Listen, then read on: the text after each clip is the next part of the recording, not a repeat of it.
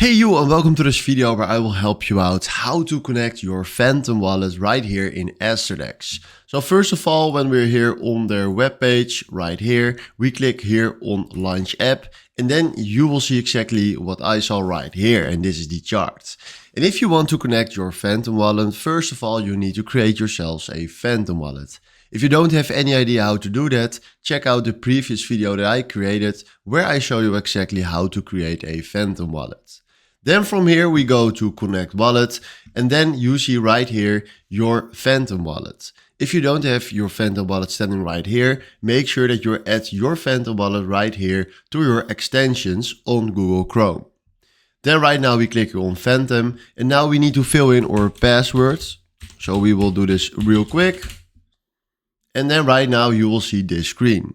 Then right now we click on confirm.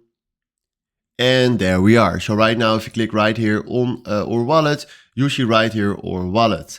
And then you can select right here which you want to use, so Solana. But this is exactly how you can connect your Phantom wallet right here in Aster DEX. So hopefully this was exactly the video where I was looking for. Thanks for watching and have a wonderful day. Ciao.